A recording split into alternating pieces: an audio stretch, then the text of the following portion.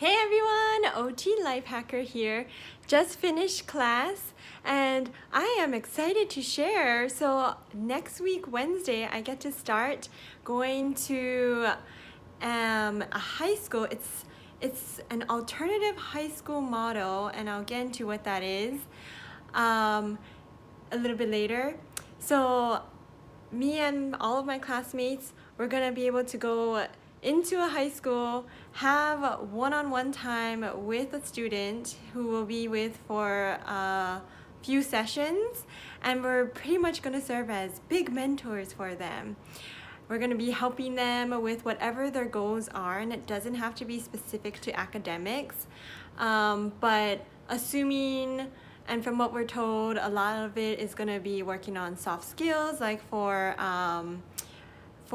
getting out there into the workforce, how to maintain their internships, how to communicate with others, and also exploring other interests. What do they want to do after high school? If all of you can remember back in high school times, I'm sure that was a huge stressor for us on what we're going to do with the rest of our lives.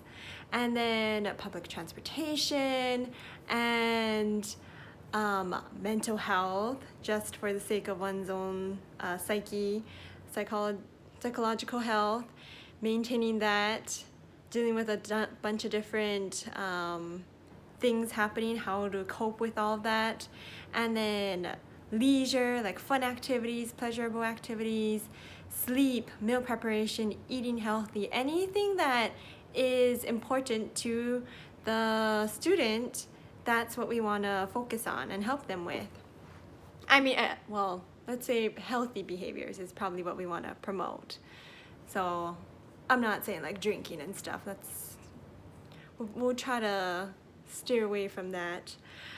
But yeah, so as I've mentioned in previous videos, occupational therapy is there to help with all occupations of life that are important and something that the person is concerned about or wants to improve, wants to maintain. We want to help you be able to continue along the lines that you want to reach your full potential, So now into this different high school learning design. It is called Big Picture Learning Design. That's the school, that's what we're going to be working with when us OT students are going to go into the field starting Wednesday.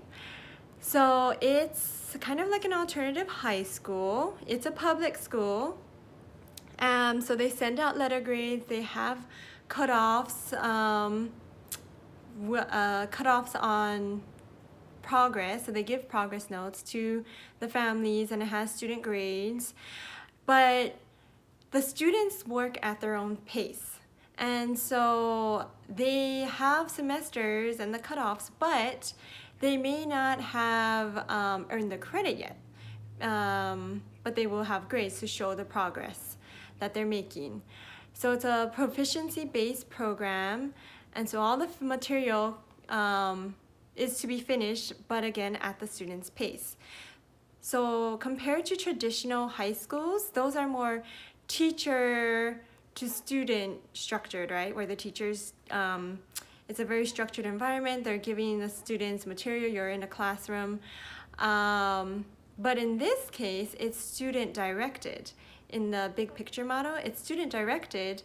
And so the students work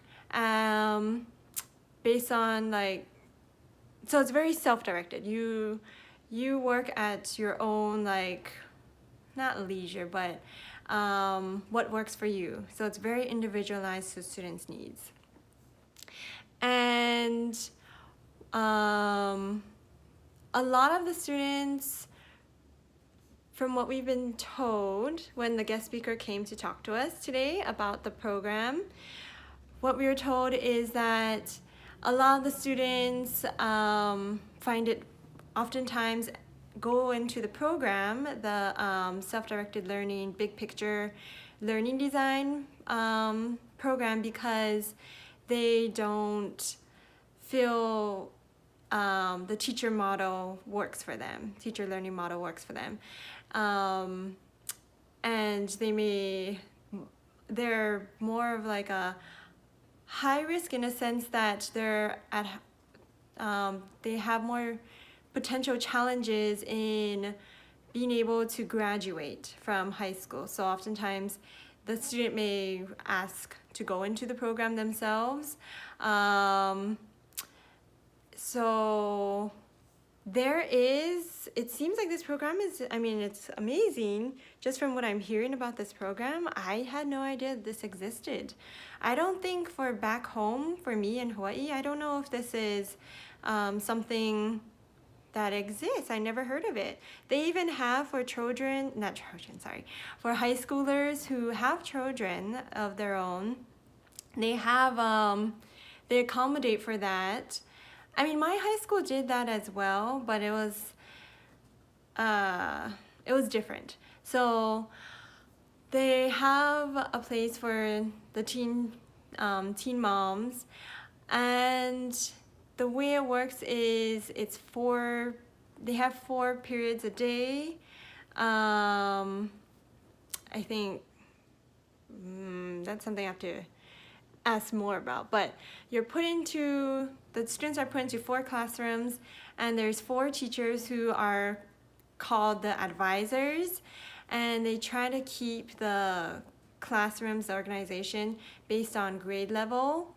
So they have a general outline for the schedule for the day, and so that's when the 4 periods a day are there. But the children, from what it sounds like, the children are, I keep saying children, sorry guys, the high schoolers are able to do the work at their own, the way they want to do it. It's not like they're being lectured to, or having a full-on structured class setting. It sounds more like they just come to the person, the advisor, the teacher advisor, when they need help. There are rubrics for students when they're developing their projects. And let's see, it's neat because it sounds like they do have for the students prom. They can still attend prom, winter formals, sports, and all the other activities that high school students do. It sounds like for sports and such, if they're interested in doing those high school activities, they go to their previous high school, and they can still participate in those groups, and of course hang out with their friends and all of that. And there's so much more interesting stuff. Any specific questions you have, I'll put the link for them down below, because their website has a lot of good information.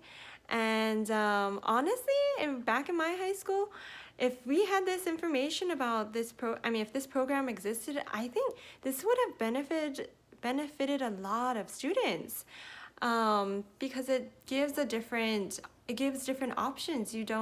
If this structure doesn't work for someone, the typical high school structure, you're coping with a lot of different changes, your own like puberty, your own relationships, hardships, tons of changes, a lot of things you're going through, and to have that option to have it be like self-directed might be very good for someone at that time period. It might be a better coping strategy for them.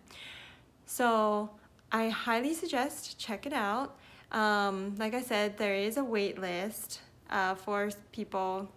So the person that came to talk to us said it's like maybe half a school year and longer for the wait list. It's a long time. But they mentioned there's different things that students can do while they're on the wait list, such as a transition options program and other programs. And if you're interested, again, take a look at their website. And also, they have a contact us, so you can probably contact them for more information. And if you have general questions, maybe I could answer based on what I've heard about the program. And I could try to contact the person in charge, the person who came to talk to us and ask her questions if you have and get those answers for you.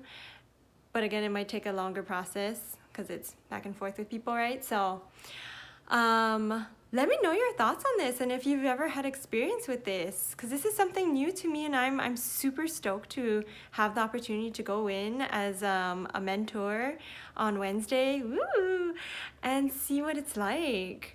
Also, of course, please subscribe and share this video with others. And like I said, post your comments below on what your thoughts are on this, how high school was like for you and what you would have wanted in high school, because it's always good to know of how we can improve the education system and just everything going on. And hopefully there will be change someday. Just raising awareness is a good start, you know. So that's why, again, I started this channel, is to raise awareness about what OT is about, and just to like what everything, even about issues out there and different options for us, like this program. And like it if you do like it. All right, cool. Thanks everyone. Bye.